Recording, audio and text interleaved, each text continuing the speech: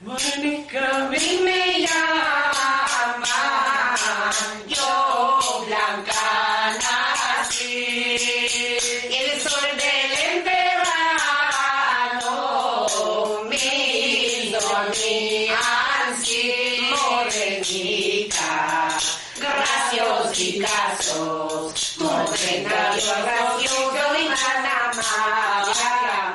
Hola oyentes de Radio Sefarado, hoy tenemos el gusto de tener en los micrófonos a una vieja amiga de la radio, también de las comunidades judías de España y del mundo sefardí, yo diría. Tenemos a la musicóloga Shoshana Baik-Shahak. ¿Qué tal, Shoshana?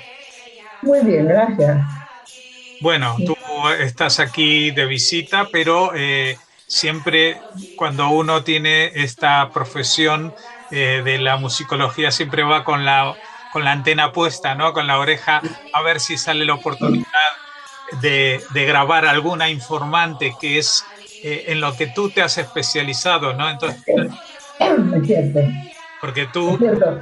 Siempre hay que estar atento porque uno no sabe esta señora que pasó delante o este señor mayor, cuánta sabiduría y cuántos conocimientos lleva dentro. Y hay que apresurarse y agarrarlos, como dicen aferrarlos, ¿sabes? ujú, Entonces, que no se vayan con ellos.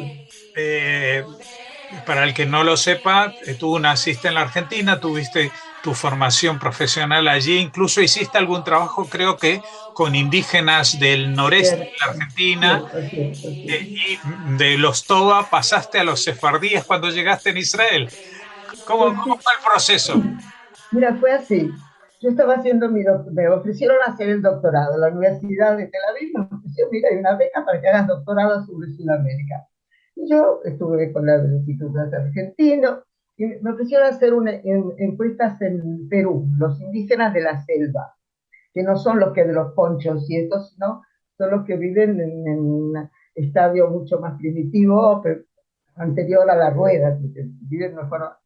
Entonces ahí me fui y tenía un profesor, Simcha Aaron, que es musicólogo y él está desde parte de Francia, porque no teníamos a alguien en Israel que nos pudiera asesorar en esto.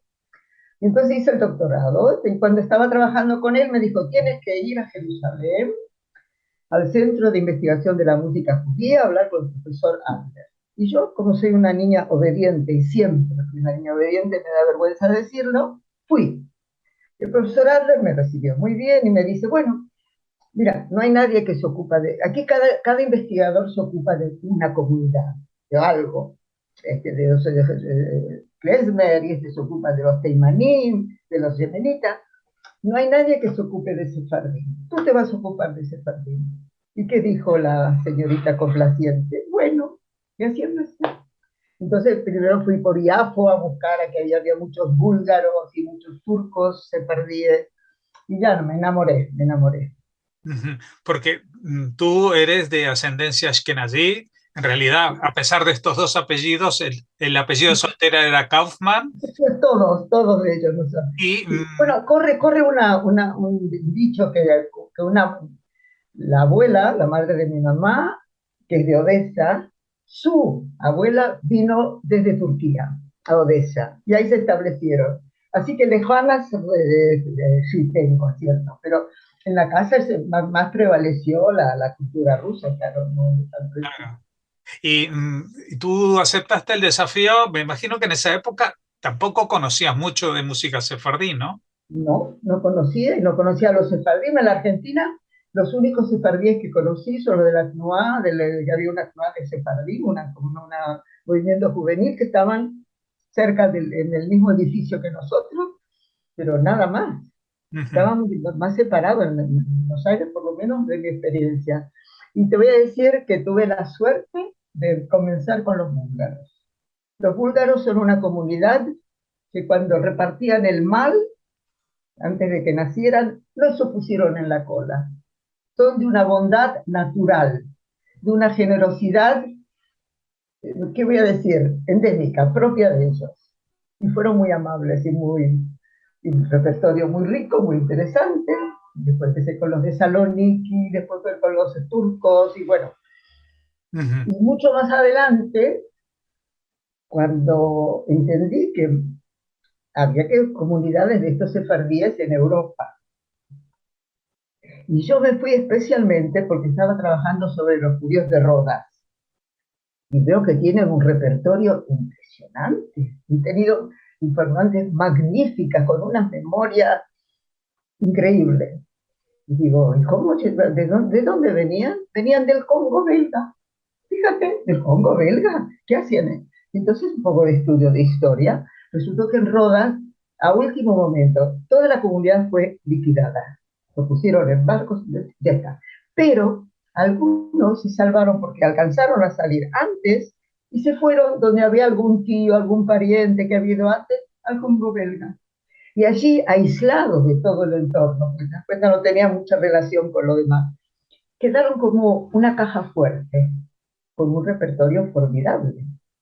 Cuando el Congo belga se liberó de los belgas y se convirtió en Zaire, los judíos se, se fueron.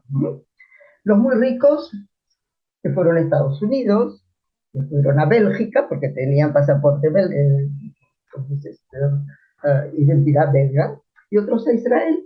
Pues yo me fui detrás de ellos y fui a Bélgica y grabé allí muy bien. Estaba ya el que fue rabino en Congo y lo grabé.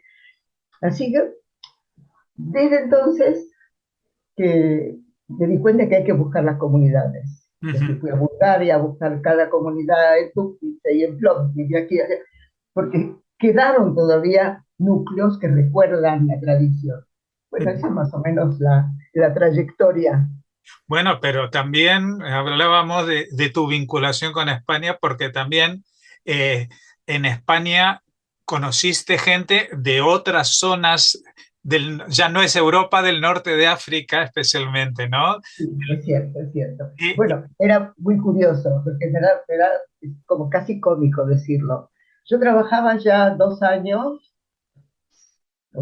en la tradición sefardí, como te dije, con los de Turquía y los de Bulgaria y los de Saloniki, y no sabía nada de los sefardíes de Marruecos, porque los sefardíes de Marruecos en Israel son una comunidad de gente muy plácida, muy bien organizada, vinieron muy preparados, estudiaron en la Alianza, se incorporaron, no hacían ruido, no se escuchaba de ellos. ¿Cómo los conocí? No lo vas a creer. Yo estaba en Perú terminando mis últimos viajes de investigación y estoy en Lima, solita, último día, y que voy a ir a la sinagoga. O sea, voy a la sinagoga y descubrí allí, también encontré algunos turcos, una grabación magnífica de gente de Turquía, pero en la sinagoga veo algo extraño. Ellos están cantando a Hot Ketanak, eso se canta de Yonate de Rosh Hashanah. Todos cantan de una manera, eran todos de origen turco, y el Hazán, que después que era el rabino, diferente. Entonces fui a preguntar. ¿Qué resultó? Que este rabino, Abraham Ben Hamun, bellísima persona, era de Tetuán, era de Marruecos sefardí, y me invitó a su casa y cantó una grabación, digo que no había manera de parar, y su mujer, encantadores, y entonces descubrí que aquí esto es una, como dicen, una beta que hay que seguirla, ¿sabes? Y efectivamente, desde entonces los fui estudiando, muchos de ellos en España, la familia Ben Naim, por ejemplo, muy queridos para mí, Clarita y José Ben Naim, y Estrella Ederi, la que los grabé aquí en el Madrid, y mi muy querida eh, Raquel Garzón Israel, magnífico, y gente, ¿qué te voy a decir? Es una keilá, los sefardín son una keilá bendita, no te puedo decir otra cosa, son muy agradables, son muy amables, y no tengo bastantes palabras para alabarlos. bueno, y aquí en España hiciste realidad algo que en general los investigadores, los musicólogos que están encerrados en sus oficinas, pues no hacen, que es pasar de los informantes, esas melodías, a la cuestión puramente musical, es decir, organizar un grupo de música para cantar esas canciones con músicos españoles. Sí, señor, sí, señor. Yo tenía aquí 2 buenos amigos, José Manuel Fraile, que es un investigador del folclore español, gran experto en todas bueno, de las tradiciones de muchas regiones, que las estudió muy a fondo, y Eliseo Parra, que es un cantante conocido y músico y etnólogo también. Y a ellos les gustó mucho los materiales que yo iba publicando materiales originales, es decir, lo que grabé de las señoras y de los señores, lo publicaban, aquí había una empresa Tecnosaga, Sí. y este Macario Santamaría, que por cierto, este nombre Santa María, cualquier judío saltaría y diría, aquí hay alguna relación, ¿no? Porque muchos conversos te tomaban los nombres que se vea bien claro que bueno, él publicó uno sobre Sarajevo y sobre Turquía, y varios así originales, y sobre Marruecos también. Entonces estos dos amigos, escuchando esto, les encantó, se enamoraron. También vinieron a Israel, también hizo conocer a los informantes. Es muy importante, para mí es muy importante que el cantante haya tenido algún contacto con un sefardí. No que los conozca solo a través de, Los ¿cómo discos. se dice?, de segunda mano, ¿no? Y ellos trabajaron muy bien. Entonces yo empezaba, cuando me invitaban a dar conferencias, en lugar de ilustrarlo con una grabación, pues ilustraba con Eliseo y José Manuel. Y cuando vi que tenía mucho, entonces el Macario dijo, vamos a hacer un disco. Y entonces empezamos a hacer los discos de Arbolera.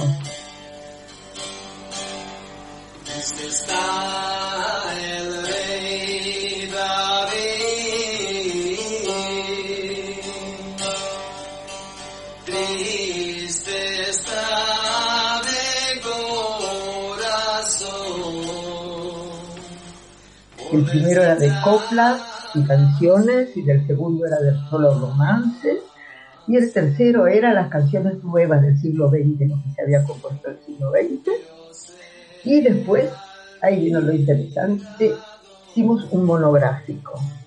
Ya te dije antes que el repertorio de Rodas es una mina, un pozo de oro. Entonces hicimos con ellos, con el grupo Arbolera, un monográfico sobre Rodas, un doble disco porque en uno no cabía, y eso me dio la idea de seguir con monográfico, ¿sabes? Y en Israel, ¿sabes? Me dieron un premio, se llama el premio Toledano, y la señora que a su nombre se da el premio, Nira, yo le decía, mira, tengo aquí en España este grupo tan bueno, y aquí en Israel están todo el tiempo cantando las mismas 6 canciones de siempre y es aburrido, y no saben este rico repertorio. Dice, bueno, pues haz algo aquí, del gran descubrimiento del siglo. Y efectivamente encontré una cantante maravillosa, que es Hazanit, que tiene mucha facilidad en de los estilos y todo, y un muchacho que es como animador de Sefardí. ¿Cómo se llaman ellos? Ella es Orit Perlman, de su familia Ben Saken, que su madre viene de familias que estaban en Alejandría. En Alejandría había también una comunidad sefardí, bueno, así es. Y Kobi Zarco, que aprendió mucho de sus dos abuelas, una de Saloniki y una de Aydin, algo en Turquía. Entonces con ellos dos y con músicos, buenos músicos que sabían entender el macam, todo lo que corresponde, entonces empezamos a hacer monográficos. Y ahí estoy. Hicimos primero de Saloniki, después hicimos de Tetuán, uno de Esmirna, y ahora estamos trabajando, bueno, ya está grabado, la que tengo que trabajar ahora soy yo en preparar el libro de Bulgaria. Hay comunidades todavía. No, claro. En general, el tema de la música sefardí parece como que a mí me da la impresión de que es un descubrimiento a veces para los propios sefardíes, porque es como que no la tenían como algo tan especial y tan digno de ser recopilado y grabado, y ahora de pronto descubren que hay mucha gente interesada. Aquí en España, pues ya sabes, hay muchísimos grupos que se dedican o solamente a los sefardí o que incorporan los sefardí en otros géneros, incluso en el jazz, ¿no? Pero hay mucho interés por esa otra música española que ellos desconocían. Entonces, es un caso especial este, ¿no? Porque sí, es cierto, no tiene mucha razón lo que dices. Los mismos sefardíes, digamos, la generación, digamos, de sus padres no alcanzaron a escuchar bastante. El que tuvo suerte, alguna abuela le cantó algo, pero es como un eslabón ahí, estaba flojo, no aguantó. Entonces ahora cuando le presentamos esto, ellos se asombran. Mi gran misión, no cumplida todavía, no cumplida, es convencer a los sefardíes que tienen un tesoro en su tradición. Tienen un romancero que es una joya de lo que se llama patrimonio de la humanidad. Es una joya. Y no se dan cuenta. No lo puedo convencer, no lo entienden todavía. Más lo entienden los españoles porque les es más fácil llegar al idioma, a la lengua. Como los sefardíes, ¿por dónde anduvieron? Anduvieron con otras lenguas. Un poquito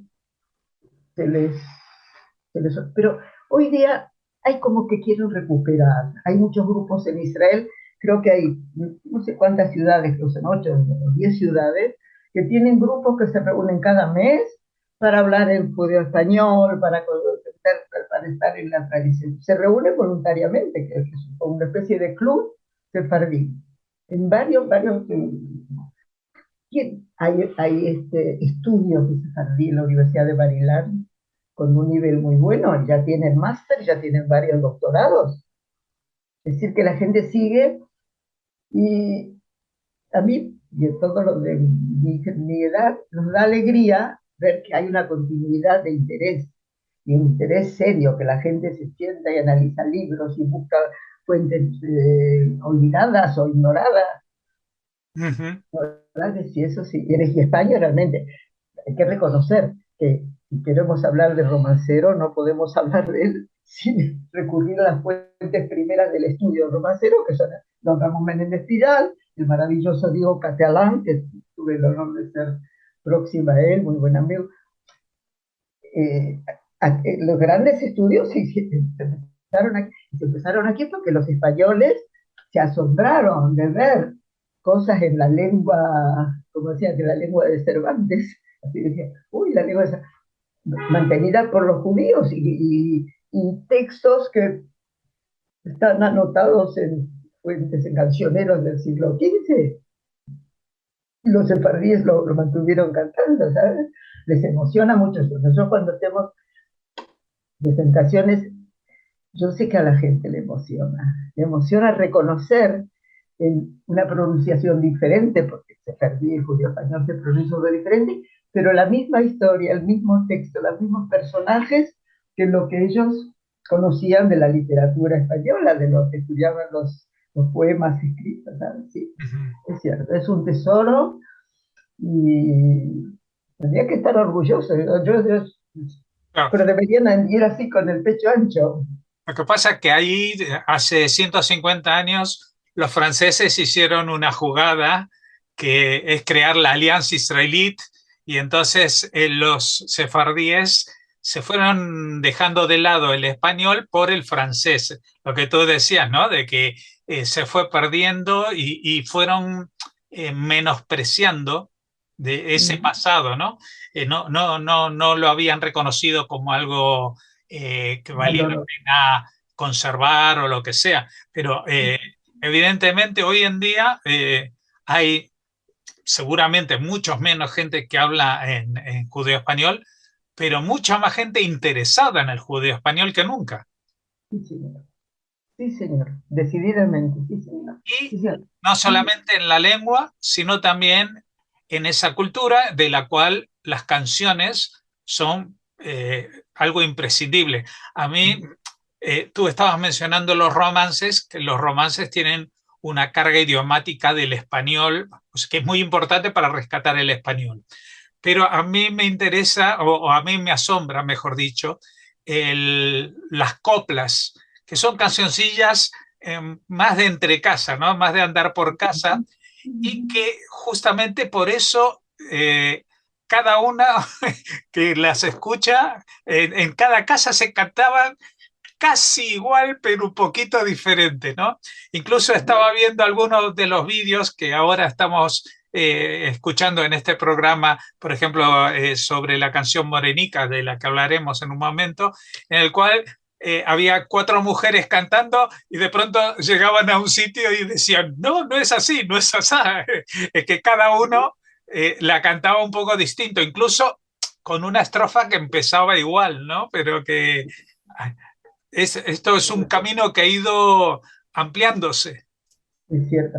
Y es cierto, las variantes es la manera en que se mantiene una tradición. Es decir, yo me acuerdo una vez, cuando yo empezaba mi camino, ¿no? Y entonces había un congreso, primera vez que yo hablaba en un congreso internacional en Jerusalén, y yo hablé sobre una copla de Brit Milá, de circuncisión, ¿no? Hablé, expliqué, hoy terminé, después hay preguntas. Y se levanta un señor del público, yo he presentado varias versiones. Y este es un sefardí, así bien robusto como... Y dice, pero por favor, dime, ¿cuál es la verdadera versión? Y yo ahí, joven investigadora, me aferré a las fuentes, a don Ramón Menéndez Pidal. Y él dijo una cosa, el romance vive las variantes. Las variantes no son un accidente, no es un accidente del romance, es la forma en la que viven. Entonces yo le contesté al señor y me sentí mejor. Pero es cierto, las variantes, ha visto, la señora discute, claro, y de los romances es terrible porque al final el desenlace no siempre están de acuerdo. Se casó con ella, no, ¿cómo se va a casar si ella era una princesa y él no era? Muy, Pero muy enérgico. justamente por eso que mencionas que en las variantes está la vida de esos romances, en el momento en que se escriben, o peor todavía, y lo digo peor porque ya, en el momento en que se graban, muchas de estas canciones pues pierden el sentido, ¿no? Porque de alguna manera ya se graban, todo el mundo las graba igual a partir de entonces y bueno, se conoce más, pero se desvirtúa la carga que tiene eso, ¿no? Tienes mucha razón, tienes mucha razón. Yo, cuánto que quiero que se hagan conocer esto porque no lo conocen, sé que en el momento que hago una grabación, yo elijo esta versión, no la otra, esta versión. Y entonces es como que lo fosilizo, ¿cómo puedo decir? Lo hielo, lo congelo, ¿sabes? Interrumpo el flow, de la corriente, Sí, el sí. flujo de la corriente tradicional, ¿sabes? Es cierto, pero bueno, como hoy día no hay, ¿sabes por qué no hay tanto peligro? Porque todo este repertorio, siempre, todos los repertorios fueron funcionales, tenían una parte en la vida. El romance, la mujer estaba durmiendo a su bebé y le cantaba un romance. Hoy la señora pone el bebé en la cama, le pone, las que son muy finas, le ponen una canción de Mozart una sonrisa de Mozart para que sea muy inteligente, y se van a ver la televisión, el noticiero. ¿Sabes? Eso ya no está. Se hace una boda. ¿Qué vamos a hacer? Hay canciones del baño de la novia. ¿Pero qué vamos a hacer? La novia es sefardí y el novio es yemenita. ¿Qué van a cantar? ¿Las de Yemen o las de... Entonces cantan cualquier cosita para hacer... O sea, entonces, esas mezcolanzas también, que son buenas, no voy a decir Hasso de Jalila, que no, pero eso influye o, digamos, hace olvidar un poco la tradición, porque no es funcional, pierde su función, ¿sabes? Es Claro. cierto. Así que no me siento tan culpable de fosilizarlas y encuadrarlas final. No, pero justamente a veces es interesante seguir el, es como decir, al hacer la autopsia Exacto. de la canción, cómo va evolucionando, cómo se va creando o recreando, desfigurando. Hace poco has publicado junto con otro amigo de Radio Sefarad con Edwin Ceruzzi, otro gran experto en la música sefardí, un artículo en una revista especializada sobre esta canción muy conocida que se llama Morenica, ¿no? Pues sí, sí, sí es cierto. ¿Qué nos puedes contar brevemente de lo que allí hablabas? Mira, yo grababa a la gente y esta me cantaba Morenica de una manera, y esta, pero más o menos se ve que era la misma canción, pero siempre me decían, oye, en la radio están poniendo a otra, está muy mal, ¿eh? Esta no es de verdad. Muchas me decían eso, porque escuchaban a veces en ¿cómo se llama el programa este que había sobre música sefardí, sobre judeo español, ponían otras y decían, no, no, este no está bien. Y yo digo, pero ¿cómo puede ser? ¿Cómo puede ser? Aquí tengo una grabación, otra, la cantan de una manera. Y ahí las cantan. Por ejemplo, voy a cantar un poquito porque si no, no se va a entender. La original dirían, Morenica, a mí me llaman, yo blanca nací, el sol del verano, dicha mía, Morenica, etcétera. Viene una especie de pequeño estribillo. Y estos señores están cantando. Uno, todavía hay dos versiones malas, no una, dos. Morenica, a mí me llaman, yo la y la otra. Morenica, a mí me llaman, yo la... Y yo digo, ¿pero qué es esto? Y entonces, como siempre he sido docente, he sido enseñar música, yo conozco, esto es un error típico de los alumnos, hasta típico de mí como alumna, lo he tenido. ¿Qué pasa? Estás anotando un ritmo en corcheas.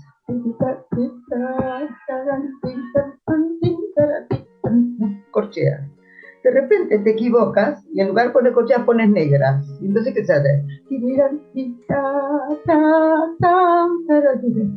¿Entiendes? Ahora, también esta bajadita. Hay una bajada, pero muy rápida, es todo como adornitos, y no es tirada nota por nota. El que le escribió se equivocó, eso es todo. Y yo, Hasso y Jalila, no tengo quejas contra el que recogió primeramente, ¿dónde aparece esto? Aparece en la colección de Isaac Levy, que hizo una labor fantástica de recolección. Lamentablemente, todas sus grabaciones han desaparecido, no hemos podido tener acceso, pero las escribió mucho, tiene muchos. ¿Qué pasó? Él cantaba muy hermoso, silbaba muy hermoso, tocaba guitarra, muy buen músico, pero no era un musicólogo. Entonces, las canciones las daba a alguien que le escriba la música. Y este alguien se enredaba en este error que es típico de la anotación. Es casi, digamos, una piedra en el camino. Hay que tener cuidado no caer en ella, ¿sabes? Entonces, no sé quién es el que escribió las notas, pero ¿quién las escribió? Pues la escribió equivocado. Cambió los valores rápidos, que eran y hacer tira, Morenica, mi bella. Yo blanca nací y del sol del verano.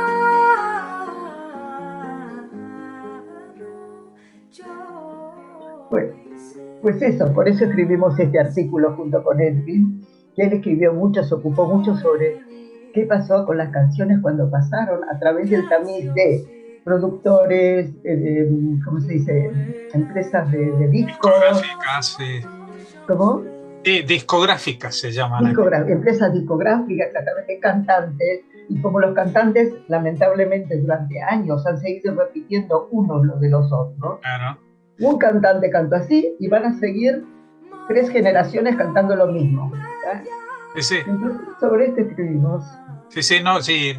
En alguna ocasión también le oí a Edwin hablar, por ejemplo, sobre A la una yo nací, que y aparte que había una cuestión de que las primeras grabaciones, a pesar de que este repertorio en las casas las cantaban las mujeres, las primeras grabaciones las hacían los hombres porque en aquella época no dejaban a las mujeres salir a grabar. Claro, claro.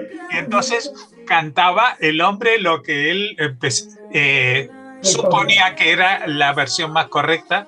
Y por ejemplo, en a la una yo nací, pues parece que fuera una canción flamenco tradicional española del siglo XVIII, ¿no? Pero porque empezó...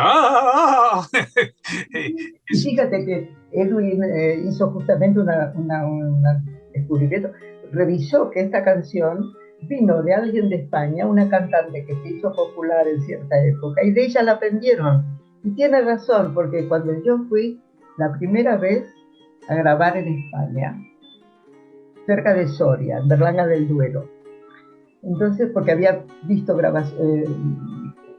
cancioneros de esa época, y me acerco a una señora muy simpática que está, no muy simpática, muy tranquila, ella no era, los españoles no son tan efusivos, son más dignos y elegantes. Y está la señora ahí pelando arvejas, ¿sabes? Así, en la puerta de su casa, en el pollo, ¿sabes? Tienen ahí en los pueblos, hay como un asiento así y estaba ahí pelando eso, y yo hablando, ella me se pone a cantar, a la una nací yo abro la boca y no la puedo cerrar.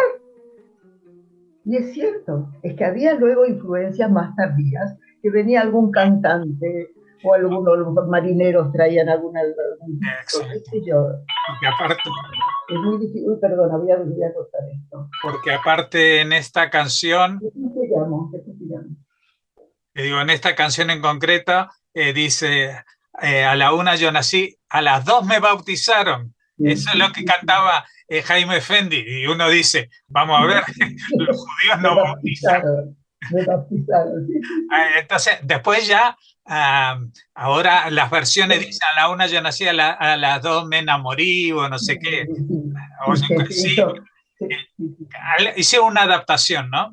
Y hemos visto muchas canciones, incluso tú que decías de este repertorio de canciones nuevas, hemos visto canciones como Adiós querida, que si uno sabe un poquito de ópera le suena conocida, que es un área de Verdi, ¿no?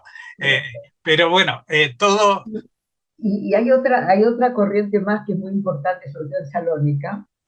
Había una pareja de músicos que hacían performances, actuaciones. Y ellos tomaban una canción conocida, un foxtrot, un vals, un tango, ¿sí?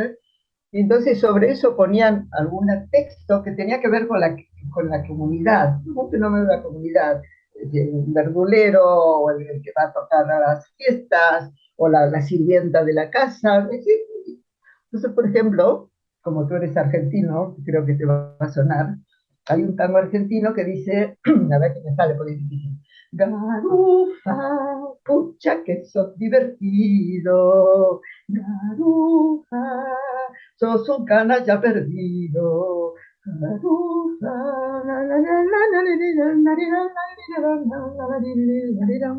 y pusieron a esto, presentaron a Florica, que es la servilera de la casa, y el dueño de la casa un poco flirtea con ella, así le hace ojitos, y el padre del dueño de la casa, que es un señor mayor, también le dice, el perfumo de tu cuerpo me rende la mancebece, porque te haces más joven. Florica, tú que sos la niña buena, Florica, la que mi alma consuela, Florica, aunque ya pasó mi tiempo, el perfume de tu cuerpo me rende la mancebece. Bueno, podríamos estar aquí horas y horas, pero bueno, estamos en el formato de la radio y vamos a dar por finalizada esta entrevista porque así nos marca el reloj de esta grabadora también. Muchas gracias, Shoshana. Estamos encantados, en general, todo el mundo de la música y el mundo de la música judía con tu trabajo, pero también es especialmente valorado, yo creo, aquí en España, porque les ha dado, para sorpresa de muchos, una dimensión que hace 50 años, por no ir más lejos, no tenían, no solamente de que había gente que hablaba en otro idioma español fuera de España y era un español antiguo, sino que conservaba canciones, recetas, tradiciones y todo esto muy mezclado, ¿no? Porque es evidente que las frases que se incorporan en estas canciones tienen que ver también con los refranes populares y con un montón de historias que forman parte de esa misma cultura. Muchas gracias por habernos atendido. Hasta la próxima y que pases muy buenos tiempos aquí en España. Muchas gracias, un placer y saludos a la comunidad que la quiero mucho.